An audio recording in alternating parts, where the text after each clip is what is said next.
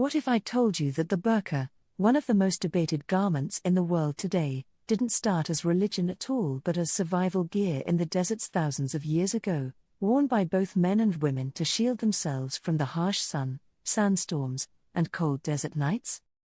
In Tuareg culture, for example, it was the men who veiled their faces, while women remained uncovered, and Bedouin traders, both male and female, wrapped their faces during long crossings for protection. But somewhere along history's path, what began as a practical solution for survival turned into a symbol of class, power, and control. Ancient Assyrian veil laws as early as 1100 BCE mandated that upper-class women wear veils while forbidding prostitutes and slaves from doing so, punishing violations with lashes, mutilation, and slavery, proving it wasn't about modesty but about social hierarchy, status, and ownership. Later, the Persian Empire adopted and spread veiling across its vast lands, transforming it into a marker of nobility, a sign that a woman belonged to a wealthy family and didn't need to work.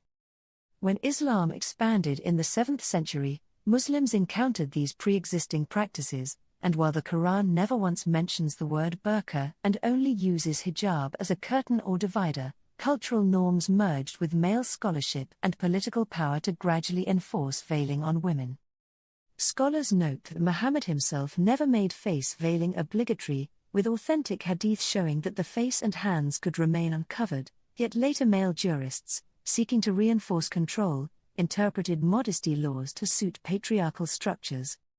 Over centuries, what was once survival gear for both genders evolved into a garment imposed almost exclusively on women, shifting from protection to prison. But here's the paradox we face today: for some women, the burqa is not oppression at all, it is empowerment, a shield from objectification, a declaration of faith, even liberation from beauty standards.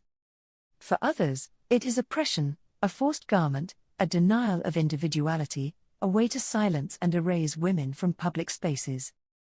And the irony is sharp: in Europe, women are fined, even criminalized, for choosing to wear the burqa, while in Afghanistan women are beaten or imprisoned for refusing to wear it.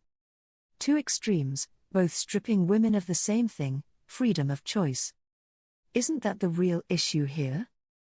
We don't liberate women by legislating their clothing, whether by forcing them to veil or banning them from veiling, we only replace one form of control with another. So, my beautiful souls, I want you to think deeply: if the burqa began as survival gear for everyone, why are women the only ones burdened by it today? Why did men stop being obligated while women became trapped?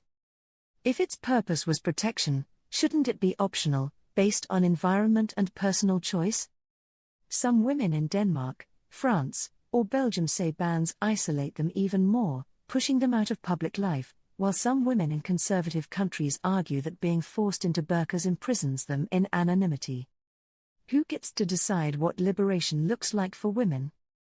Politicians? Clerics? Or women themselves? The story of the burqa is not simple: it's survival gear turned into class privilege, turned into patriarchal law, turned into a cultural battlefield, and now it is a global debate where women's voices are still often missing. And this is where I want to leave you with a question: when the world argues about what women wear, how often do we stop and ask the actual women what they want? Because at the core of this isn't fabric, it's freedom.